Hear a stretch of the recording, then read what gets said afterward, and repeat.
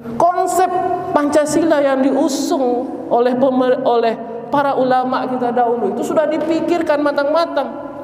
Maka ketika dia berubah sekarang dengan konsep Trisila, Ekasila yang dicanangkan dalam undang-undang HIP, kalau saya bilang HIV, penyakitnya, HIV AIDS, HIP itu sudah nggak jelas lagi. Itu menurutnya Soekarno, bukan menurut ulama.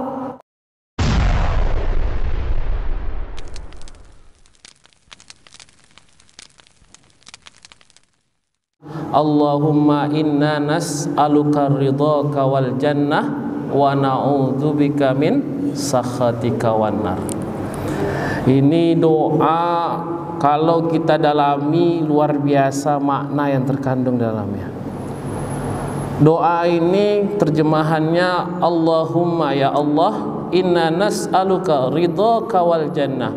Ya Allah, kami meminta kepadamu ridhomu, ya Allah. Jadi yang diminta, yang kita minta kepada Allah itu adalah ridhonya. Dan ridhonya kepada Allah ini kita gandengkan dengan jannah. Jadi dua hal yang kita minta kepada Allah itu. Dalam setiap doa kita, zikir kita, permintaan kita kepada Allah, dua perkara ini sering kita minta. Yang pertama ridhonya Allah, ridhonya Allah, dan yang kedua adalah surganya Allah. Dan ada dua pula perkara yang kita mewanti-wanti dan kita wa na'udzubika, ya Allah, kami mohon lindungan darimu, ya Allah. Apa itu yang kita mohon perlindungan dari Allah? Sakhatika. Sakhatika itu berarti adalah kemarahan Allah, bukan kemarahan presiden yang kita cari saat ini, ya. Presiden marah-marah, ya. Bukan, acting aja itu banyak, ya kan? Yang kita takutkan itu adalah kemarahannya Allah. Sakhatika, sakhatika wan nar. Dan yang kedua yang kita mohon kepada Allah itu pertolongan, perlindungan, yaitu adalah nerakanya Allah. Ma'asyiral muslimin, jemaah salat zuhur yang dirahmati Allah, maka sering di dalam banyak ayat Allah menyebutkan radhiyallahu anhum wa radu anhu. Mereka ridha dengan apa-apa yang telah ditakdirkan oleh Allah kepada kita, dan kita pun ridho kepada Allah Subhanahu wa ta'ala. Maka ini yang menjadi fundamental sekali. Maka dalam doa kita, tadi kita sering baca raditu billahi rabba, aku ridho Allah itu sebagai Tuhanmu.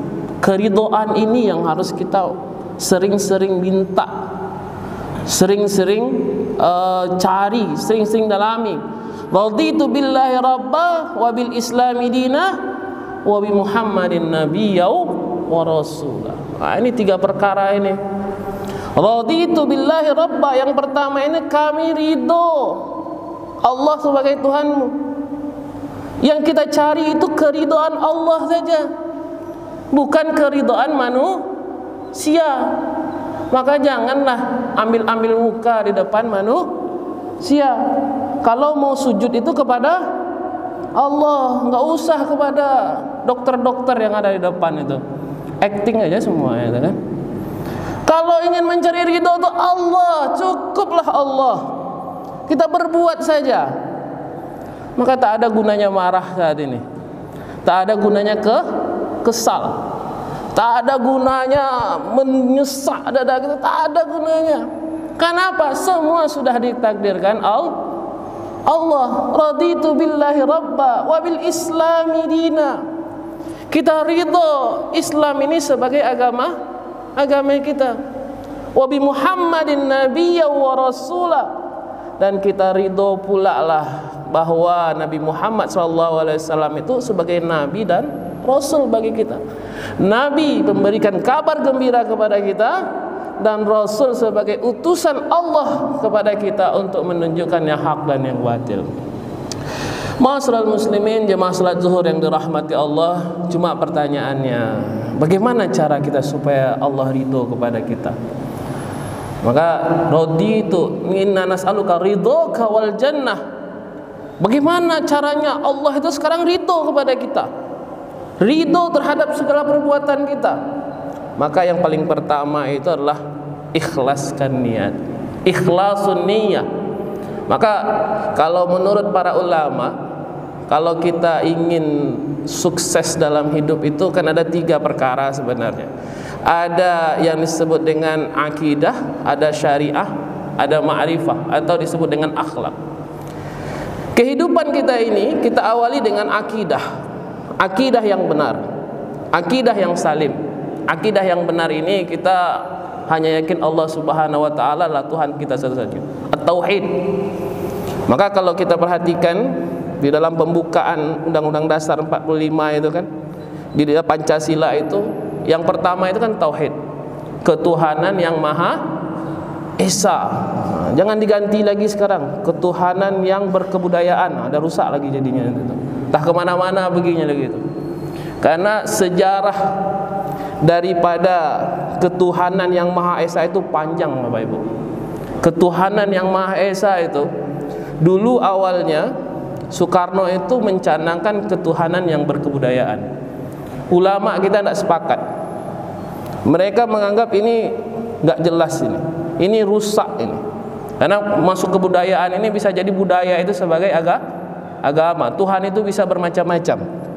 Maka ulama bersepakat, di situ ada tokoh Kahar Muzakir, kemudian ada tokoh dari NU, ada Wahid Hasim, ada tokoh-tokoh Muhammad Yamin, ada Agus Salim dan lain sebagainya. Mereka bersepakat membuat yang namanya Piagam Jakarta. Berdiri tanggal 22 Juni, nama Piagam Jakarta. Dalam Piagam Jakarta itulah isinya sekarang Pancasila itu. Kecuali satu frasa, sila pertama itu yang berbunyi ketuhanan dan kewajiban kepada umat Islam untuk menjalankan syariatnya. Kemudian ketika ini sudah selesai Piagam Jakarta dan ini ditunjuk untuk supaya dijadikan proklamasi kemerdekaan 17 Agustus, rupanya ada yang tak sepakat dengan sila pertama ini. Ketuhanan dan kewajiban kepada umat Islam untuk menjalankan syariatnya, mereka tak sepakat. Akhirnya bermusyawarah kembali, mencari titik temu. Akhirnya dicoretlah kalimat ini. Cuma apa penggantinya? Akhirnya masuklah usulan-usulan, digantilah oleh Ki Bagus Hadikusumo, salah satu tokoh Muhammadiyah, menyebutkan kita ganti saja dengan ketuhanan yang Maha Esa. Jadi ini juga adalah, kita kembali lagi, ini adalah tauhid sebenarnya, ketuhanan yang Maha Esa. Maka apabila saat ini ada yang pengen mengganti lagi dengan ketuhanan yang berkebudayaan, ini nggak tahu sejarah, perlu dikuliahkan lagi 10 SKS lagi. Kenapa? Karena mereka nggak tahu bagaimana sejarah panjang daripada pendirian negara ini. Bahwa negara ini didirikan oleh para ulama kita dengan konsep apa? Konsep tauhid. Ulama kita ini mendirikan negara ini nggak asal-asalan. Mereka benar-benar Pancasila itu diambil daripada penelitian ulama yang sangat panjang. Kalau dalam penelitian ulama itu diambil dari kitab Al-Muwafaqat karangan Imam Asy-Syatibi yang disebut di situ ada Daruriyatul Khamsah. Ada 5 perkara yang wajib ada dalam setiap kehidupan kita ini. Yang pertama, kata Imam Asy-Syatibi, yaitu hifdzuddin, menjaga agama, ketuhanan yang Maha Esa. Ini diambil daripada ulama kita, hebat. Al-Muwafaqat ini ditulis oleh Imam Asy-Syatibi abad ke-12. Jadi ulama kita nggak asal-asalan mereka mengambil kalimat Pancasila ini, ketuhanan yang Maha Esa, hifdzuddin. Kemudian hifdzun nafs, kemanusiaan yang adil dan beradab, menjaga jiwa. Karena kemanusiaan yang adil dan beradab ini adalah konteks dalam menjaga menjaga jiwa. Yang ketiga, hifzun nas, persatuan Indonesia, menjaga keturunan, jangan berpecah belah. Tak boleh kita berpecah belah umat ini. Kita jaga persatuan ini sehingga apa? Anak keturunan kita akhirnya nanti bisa hidup damai dia, sejahtera dia. Diambil dari konsep hifzun nasalnya Imam Asy-Syatibi itu, menjaga keturunan. Gak boleh kita perang, gak boleh kita saling sikut menyikut, itu gak boleh. Kemudian hifzul akal, menjaga akal, kata Imam Asy-Syatibi. Kerakyatan yang dipimpin oleh hikmat kebijaksanaan dalam permusyawaratan perwakilan. Kita gunakan akal kita kalau ingin kita sukses dalam hidup ini, kata Imam Asy-Syatibi. Ini harus dijaga, hifzul akal. Dan yang terakhir adalah hifzul mal, kata Imam Asy-Syatibi, yaitu menjaga harta, keadilan sosial bagi seluruh rakyat Indonesia. Padahal yang mendirikan negara ini adalah ulama-ulama terpelajar.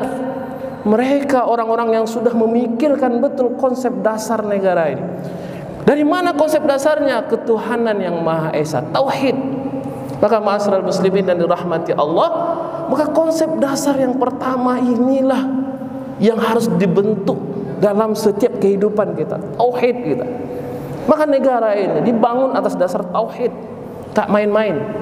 Dibangun atas dasar keyakinan kepada Allah, dibangun atas dasar ketuhanan, dibangun atas dasar keesaan Allah. Maka tauhid, akidah menjadi pondasi dasar.